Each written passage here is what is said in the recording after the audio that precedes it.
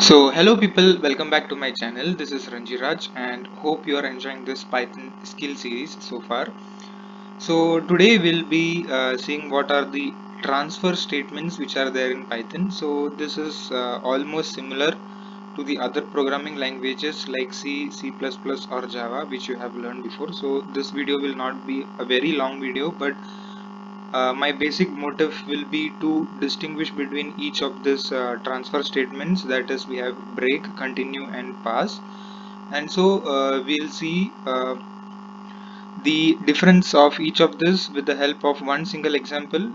I'll take just one simple example and then I'll just modify it according to our condition, like for each of the transfer statements, and then we'll see. So let's begin today's session.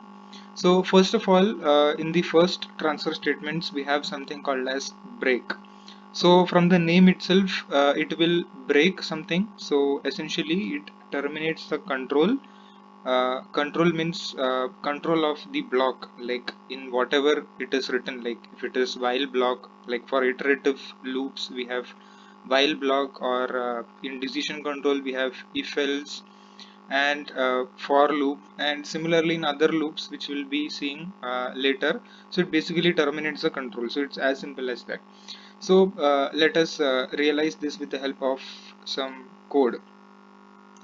So what I do is I create a for loop, and then I'll basically illustrate where does this break works and what are the functionalities, or how does it basically work.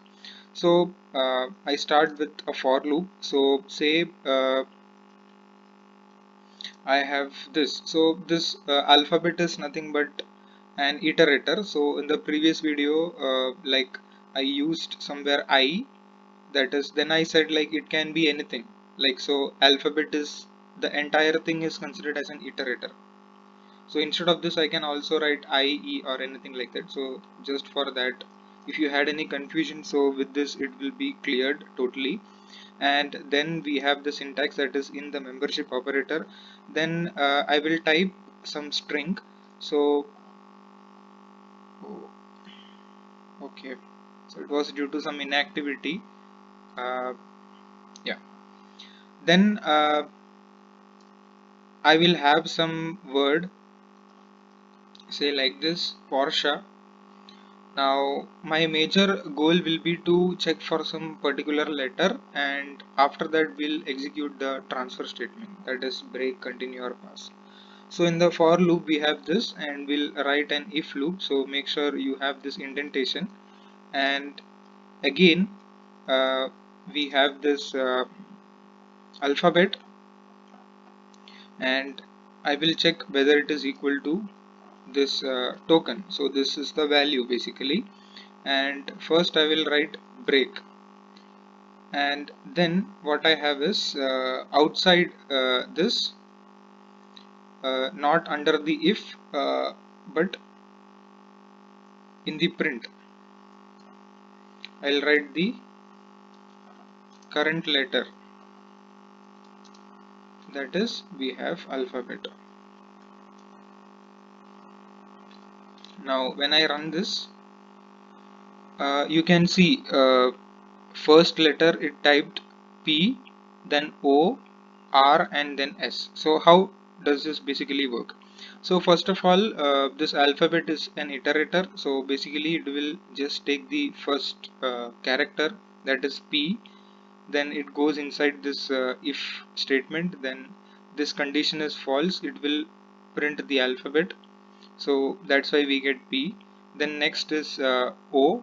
So this condition is again false, it will print O. Then comes R, this condition is false, then you print R.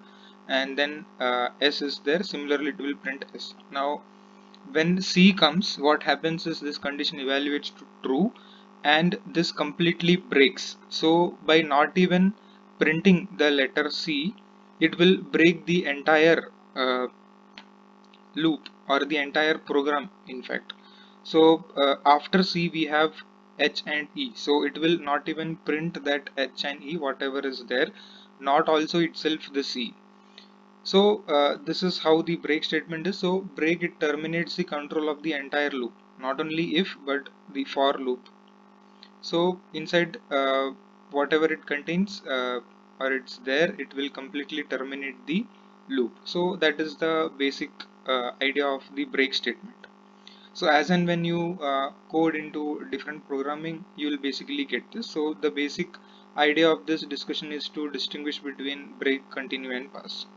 And so now we go to continue statement. So continue is just the opposite of break. It instead will not break the execution, but it gives the control to the condition itself. So we better write this, or I'll just take this example, and instead of break here I'll write continue. So now if I execute this, so what happens, you can see the output. So first with P, O, R and S. So that was same as the above output for with break statement. And now when C comes, what happens is that it will execute this continue, but C will not be printed in the output. But it will then again check for the next letters which it has, that is H and E. So if I were to distinguish between what is a break and this continue, so break will not print that letter itself, but it will not print any other letters after that. But in continue, it won't print that particular letter which you have given here as the token, but it will print all other letters after that and before that. Now what we have is something called as pass. So let us see how this basically behaves. So before that, this pass serves as an empty or a null statement in a block. So let us see how does this fit in our program. So we have this pass transfer statement. So we'll just write the keyword pass here. And now if we run this, what happens is you can see the output, like we have this PORSCHE. So it basically printed everything which were there in the string. So let us make more understandable. So I'll write one print statement below this. So pass was here. So now if I run this, what basically is happening? So when the first letter P came, it printed, second letter it printed, then third letter, and up till S it printed. Now when it was C, what was there is the pass was executed, and whatever is written below the pass statement, it also will be executed. So it was just to uh, denote that the pass got executed and it was here, that is before printing C and after printing S. And then it also printed C, then it printed H and E.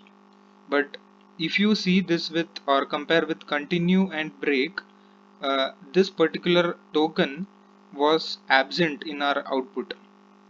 So pass is just, or it will serve just as an empty or null statement. So it will just pass over to the control the prior to the program execution how it was before, just to indicate like this was, it passed through this particular session or section. So that was the major goal of this transfer statement. And so I will not go into much detail. So this is all regarding the transfer statements in Python. So hope you enjoyed this video. If you found you got educated watching this video, please do like, share, comment, and if you are new to this channel, please consider subscribing. Thank you very much for watching this video.